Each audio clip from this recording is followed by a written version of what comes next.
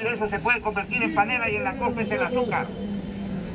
Es porque ellos tienen el control, pero no solamente del monopolio, de este tema del tercerizar, de comercializar, de intermediario, sino que además tienen todos los servicios para poder decir que ellos son los únicos que piensan, que son los únicos que saben administrar. Imagínense que el profesional es sociólogo y es abogado. Yo le pregunto a él mismo si es un funcionario del Estado teniendo esos grados académicos. Acá viene otro problema, es un tema de derecho, la ley servir. Esa ley servir, imagínense, él como profesional, requisito, dice 10 años de experiencia. Si no ha estado en el Estado y siendo profesional con 2 carreras, por no cumplir ese requisito no tiene acceso. Pero ¿quiénes están? Sujétate a la pregunta. Correcto, pues, hermano. Después para que participes. Correcto. Concluyo y les digo lo siguiente, sé que el tiempo es oro y todos tenemos que participar. Si no hay unidad, no va a haber cambio, mi estimado sociólogo. La unidad de pensamiento y la unidad para la acción. Gracias. Bueno, gracias. Yo puedo rescatar cuando él habla de pensamiento. Se ha discutido, se ha hablado hasta la saciedad, dice, a Castillo lo quieren votar por incapacidad moral.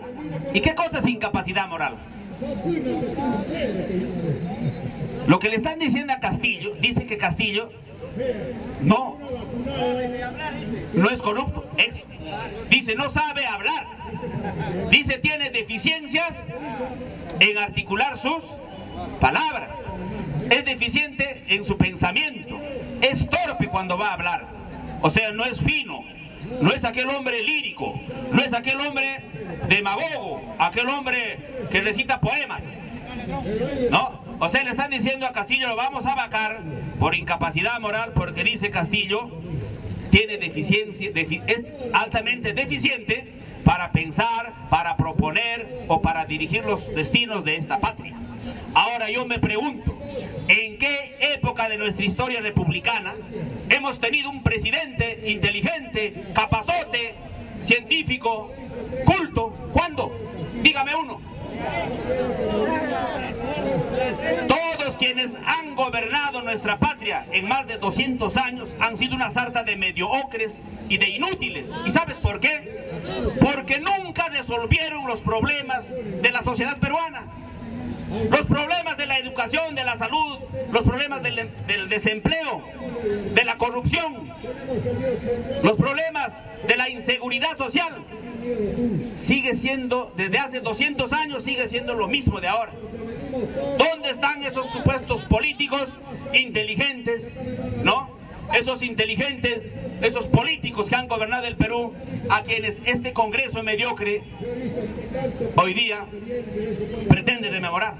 ¡Nunca! ¡Nunca! Por eso nosotros, decía la vez pasada, tenemos un Estado como institución totalmente mediocre. ¿Por qué mediocre? Porque no está capacitado para nada. Este Estado debiera desaparecer. Y una forma de desaparecer a este Estado es cambiando la Constitución. ¿Qué cosa es el Estado? ¿Nosotros seremos Estado? Nos han hecho creer, el Estado es el pueblo. ¿Será cierto eso?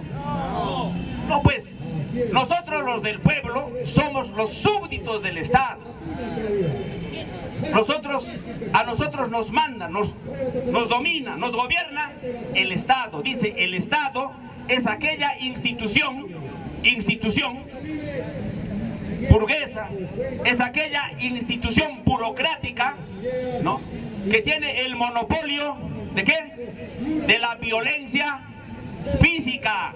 El Estado es la institución que tiene la responsabilidad de resolver o solucionar los problemas del pueblo, de nosotros.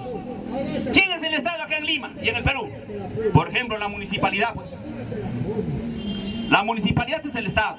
¿Cuál es su responsabilidad? Su responsabilidad de la municipalidad es resolver los problemas de todos nosotros. Limpieza, seguridad, trabajo, salud, educación, etc. ¿Quién es el Estado? La policía, pues. ¿Cuál es su responsabilidad de la policía? Darnos seguridad plena, sin delincuencia. ¿Quién es el Estado? El Ministerio de Salud. ¿Quién es el Estado? El Ministerio de Educación. O sea, los más de 20 ministerios que existen, encabezados con el Ejecutivo, ellos son el Estado. Desgraciadamente, este Estado que tenemos es altamente mediocre. Nunca ha resuelto los problemas de nuestra patria, nunca ha resuelto los problemas de nuestra sociedad. Y conchudamente hoy día se pretende vacar a un presidente diciendo que es incapaz, que no sabe, no conoce, cuando en 200 años este Estado nunca ha sido capaz de nada. Es por eso, conchudamente, esa cúpula que está inquistado en el poder y en el Estado como costra, esa cúpula que está inquistada ahí como lepra, son los que siempre tienen el poder, mandan, dominan. Ellos diseñaron este modelo de Estado. Y conchudamente, por ejemplo, en la Constitución de 1823, la primera constitución política del Perú, en 1823, esta sarta, así, discúlpenme la frase, de delincuentes, esta sarta de pendejos, en la Constitución de 1823 dijeron que para ser ciudadano peruano teníamos, dice, que cumplir ciertos requisitos, y uno de esos requisitos era que para ser ciudadano nosotros de este Estado teníamos que saber leer y escribir. Desgraciadamente, para 1823 más del 90% de peruanos no sabíamos leer y escribir. El otro requisito que exigían, dice, hablar el español correctamente. Para 1823 más del 90% de peruanos no hablábamos el español correctamente. Y así nació este Estado. Y a ese 90% de peruanos, este Estado de corruptos nos ha denominado legalmente como incapaces. En el Código Civil de 1833 nos han declarado legalmente como incapaces, o sea, como locos, tarados, toxicómanos, ¿no?, etcétera, que no teníamos capacidad para nada. ¿Para qué? Una vez que nos declararon de incapaces, este Estado se ha dedicado única y exclusivamente a saquear, a robar lo que legítimamente nos pertenecía. Es por eso que hoy día en el Perú, por ejemplo, el derecho de la propiedad, que es un derecho sagrado, en el Perú no existe. Solamente el Estado peruano y la Constitución reconoce un modelo de propiedad, que es un modelo de propiedad que le favorece a los corruptos, a la cúpula y a los monopolios. Por ejemplo, en el Perú, desde antes de la llegada de los españoles, existía una propiedad que los españoles respetaron religiosamente. ¿Cuál era? Era la propiedad, esto, la propiedad comunal, que es la propiedad popular, que es la propiedad social. Este modelo de propiedad en la Constitución y en el Código Civil existe. Es por eso que el Estado no deja de ser delincuente. Quien llega a Palacio de Gobierno vende las minas, vende el agua, vende todo lo que tiene que vender. ¿Por qué? Porque dice, está libre, no tiene propietario. Y el Estado dice, yo soy el propietario. Cuando llegó Fujimori, vendió como si estuviese vendiendo su caramelo, su cualquier cosa, y nadie le dijo nada. Y nos ha convencido a todos nosotros, ¿no?, que verdaderamente ellos son los propietarios.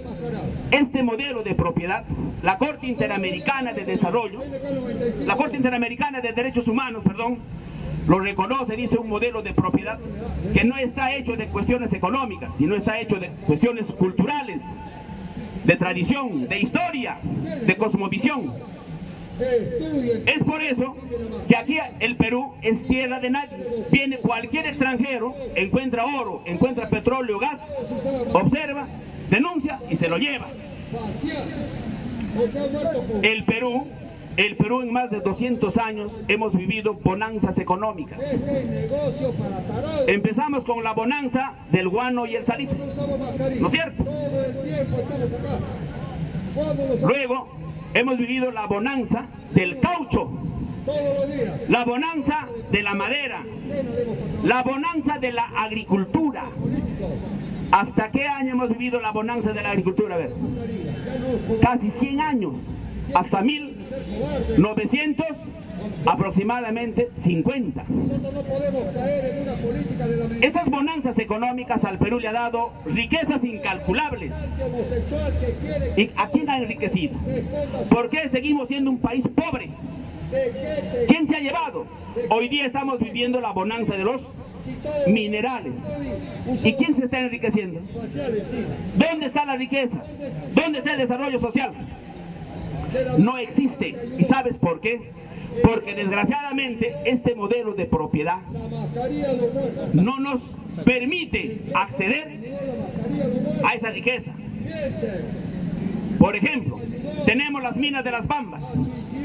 Si la minera de las Bambas sería de la comunidad campesina de las Bambas, ahí donde están explotándose, yo les aseguro, en menos de 5 años, en las Bambas tendríamos 100 millonarios.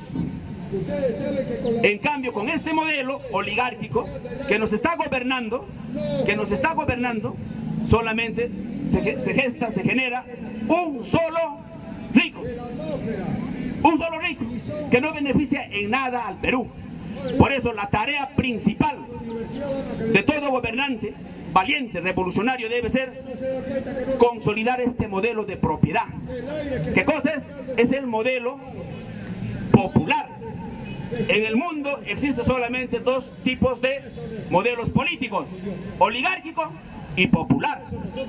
Desgraciadamente acá se llenan la boca, hacen lavados bucales con los pobres, hablando de izquierda, cuando en el fondo, cuando tú miras sus planes programáticos, no tiene nada de izquierda. ¿Por qué? Porque no tiene nada de popular. El enfoque político, la doctrina política de los de la derecha es el enfoque oligárquico. ¿Qué cosa es? Quiere decir que la economía y todos los beneficios y todas las riquezas de un país debe estar en manos de una élite. Mientras el enfoque popular te dice que la riqueza debe estar en manos del pueblo, no del Estado. ¿Qué cosa tiene la vacuna? Pretender que toda la riqueza sea del Estado es aproximarse a un modelo casi fascistoide. Al ser del Estado, aparentemente no es de nadie, no es del pueblo, pero sí de ese grupo de poder, que están inquistados ahí como lepra en la burocracia. Por eso, nosotros quienes nos identificamos con la izquierda, tenemos que aspirar y luchar para que la riqueza sea del pueblo, Los políticos se ríen de todos los enmascarados. Eso no está en la Constitución. Porque el político come bien. Es por eso, en la nueva Constitución tenemos que consolidar el modelo de propiedad. Una vez que tengamos un modelo de propiedad fuerte, sólido, que se venga neoliberalismo, que se venga capitalismo, que se venga quien sea, no nos va a afectar. ¿Por qué?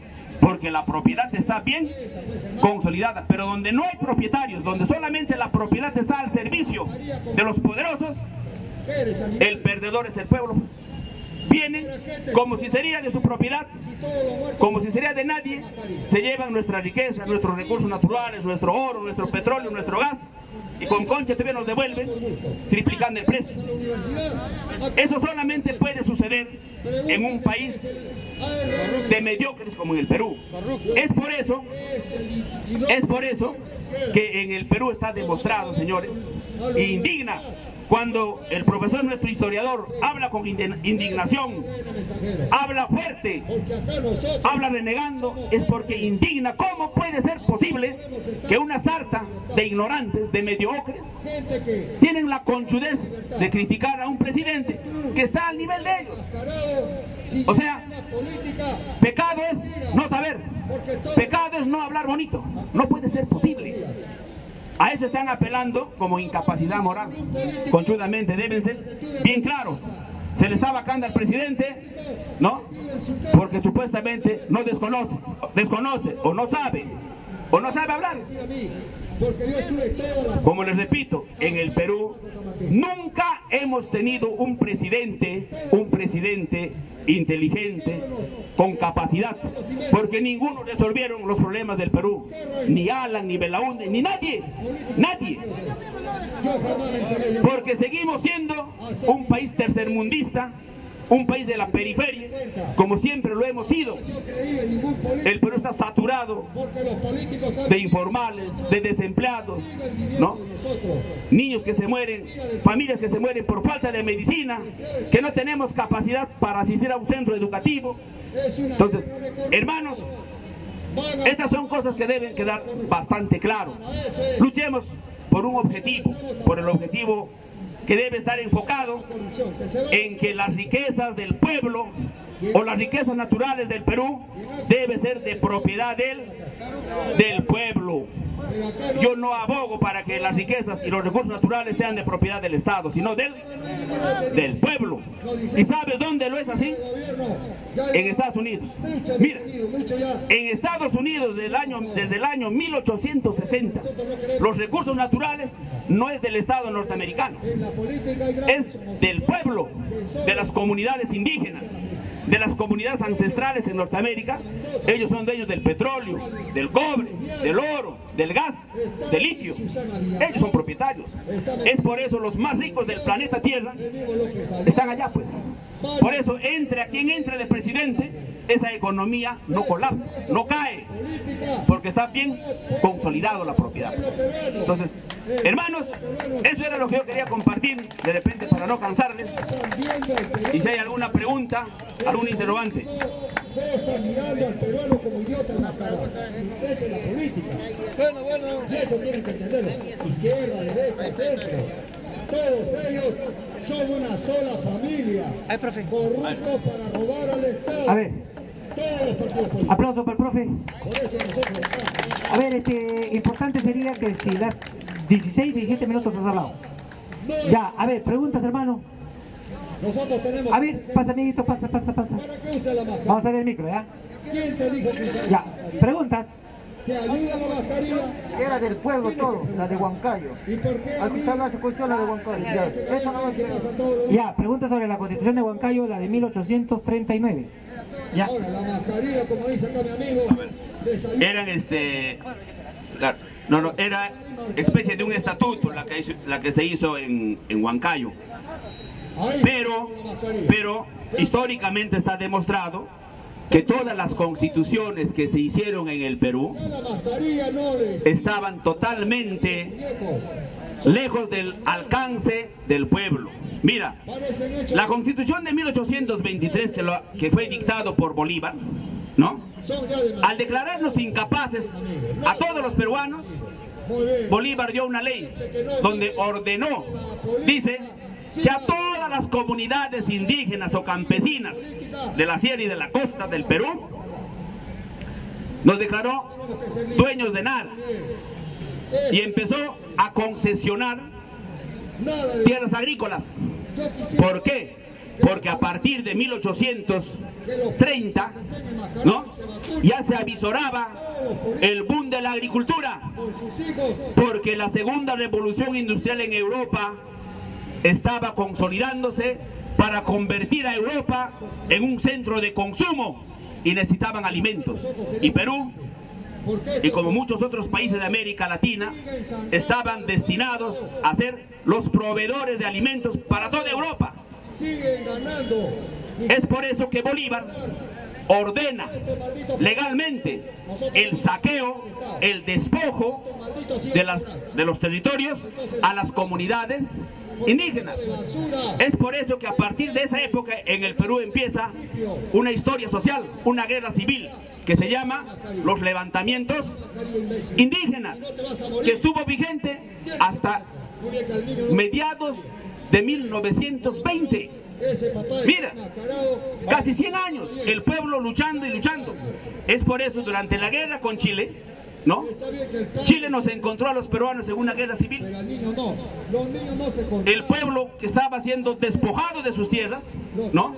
Con un Estado delincuente, con un Estado ladrón. Es por eso los chilenos se pasearon el Perú pues como su casa.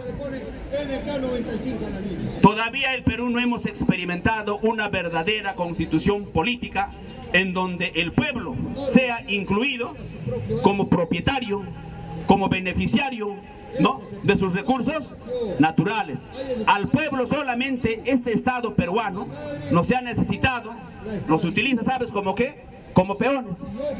Si encuentro una mina acá, entra el minero y dice voy a sacar toda la riqueza y propongo que vas a trabajar para mí, vas a ser mi peón, y aplaudimos, bueno, nos va a dar chamba. Señores, los propietarios no podemos trabajar así, pues. Entonces, es por eso que todavía el Perú no ha experimentado una verdadera constitución política de carácter popular, de carácter social. Por eso en el Perú jamás gobernaron las izquierdas, nunca, nunca. Todo ha sido Sánchez Cerro. La constitución de 1933, la de Sánchez Cerro, es una constitución que al sector popular mayoritario en el Perú, que eran campesinos, nos ha dado 7 artículos, 7. Dijo, ¿no? Esta constitución debe beneficiar a las grandes mayorías. Para 1933, las grandes mayorías, hacíamos el grupo campesino, la clase trabajadora. Y es por eso que en esa constitución Sánchez Cerro nos dio 7 constituciones. Pero en la constitución de 1979, ¿quiénes lo han hecho? A ver, ¿quiénes hicieron la constitución de 79? Habían supuestamente, entre comillas, dice izquierdistas, ¿no? Hugo Blanco y no sé quiénes más. Mira, de 7 artículos que era del pueblo, nos han quitado 4 y nos dejaron con 3. Dime, ¿dónde están esos izquierdas? O mal llamados izquierdistas. Traidores todos, ¿no? Solamente haciendo lavado bucal. Muy bien llamado que le dicen, pero no, los caviares, ¿no? Y la constitución de 1993, de 3 artículos que nos dejó la del 79, nos quitó 1 y nos dejó con 2. O sea, la constitución del 93 para el pueblo trabajador, para el pueblo peruano popular, no existe, no sirve, no vale. La constitución del 93 solamente es un instrumento de dominio, de beneficio, de generación de riquezas para una pequeña cúpula de corruptos, de delincuentes, de ladrones. No puede ser posible, políticos que han robado millones a la patria, no están ni un día en la cárcel. Todavía piden prescripción de sus penas. Todavía se quejan cuando le dan prisión preventiva. Desgraciadamente, la Constitución está hecho a la medida de esa clase corrupta, de esa clase delincuencial en el Perú. Explotadora.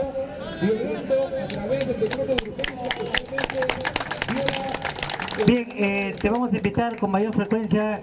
Hace todo de viaje, hemos estado conversando al respecto, esto de viaje, hermano. ¿Dónde está? Un ratito. Ya, Augusto. Fuerte palabra para el hermano. Nos ha dejado una tarea, ¿ya? Yo tengo este documento y ahorita voy a conversar con él, con mi amigo. Nos ha dejado una tarea, no la sabía. Dice el hermano de que el año 1933, con la constitución de Sánchez Cerro, habían 7 artículos que favorecían al pueblo. Cuando llega el año 79, nos recortan de esos 7, nos recortan 4, o sea quedarían 3. Y con la constitución de Fujimori prácticamente nos quitan todas. Ya, entonces va a ser esa tarea, lo voy a identificar esos artículos y voy a ver cómo va el proceso, ¿no?, evolutivo, ¿no? Cuáles han sido esas 7 del 33, esas 4 del 79 y pues la del 93, que definitivamente favorece a los grupos de poder económico. Listo, me despido aquí.